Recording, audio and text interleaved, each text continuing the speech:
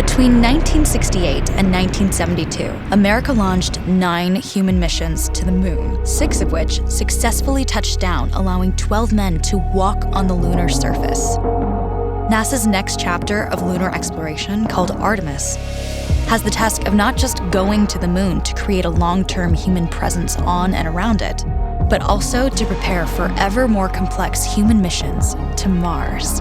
In short, everything we must be able to do here, we must first do here. So, what will an Artemis mission look like?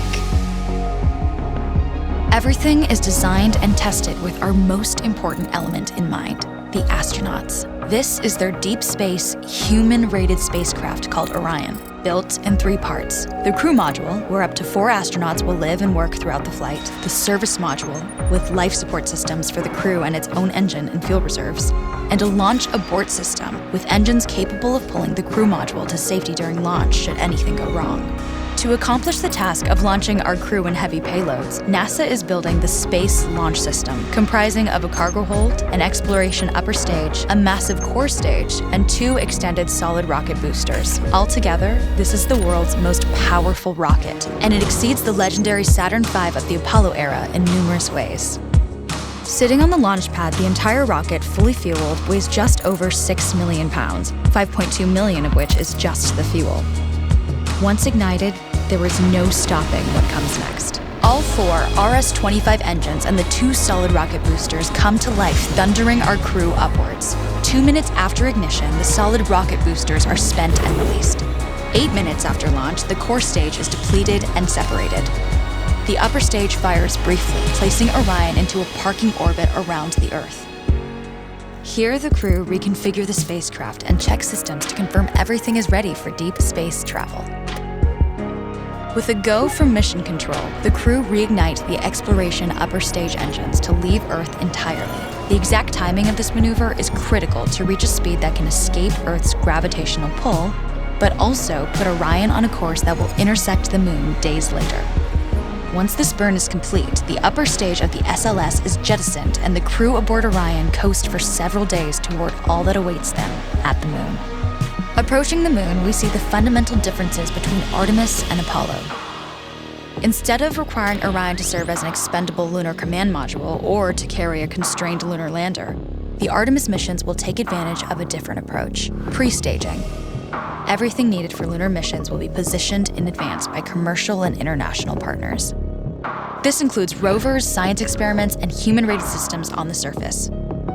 But it also includes a dedicated lunar station in orbit around the moon called Gateway. Here at this station, we can pre-stage a robust lunar lander and establish a strong communications relay. Designed with open standards, the Gateway can be expanded as new missions and partnerships develop, allowing multiple human missions on the moon at the same time and enabling ongoing science to be conducted even between human missions. The Gateway is also capable of adjusting its orbit to allow access to every part of the moon, something the Apollo missions could not do.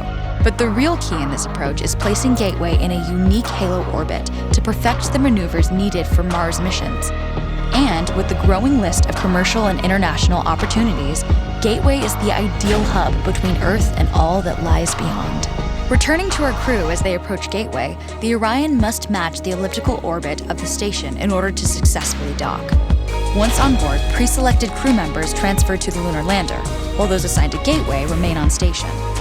The lunar lander system itself is built for 3 unique steps: descending from the halo orbit of Gateway down to a low lunar orbit, descending from low lunar orbit to the surface, and once the lunar mission is complete, launching from the surface of the moon and ascending all the way back to the orbiting Gateway.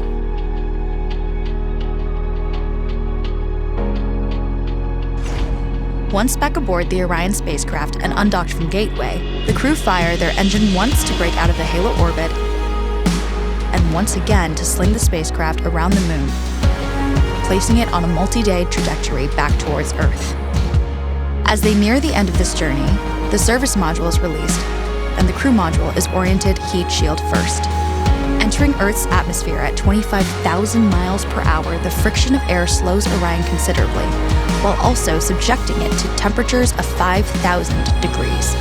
With the Orion now at just 300 miles per hour, a series of parachutes uniquely tested and produced for this moment deploy, decelerating the craft to just 20 miles per hour for splashdown. With each successful mission, Artemis ushers in the next wave of men and women to explore our moon and prove that together we are ready to go beyond.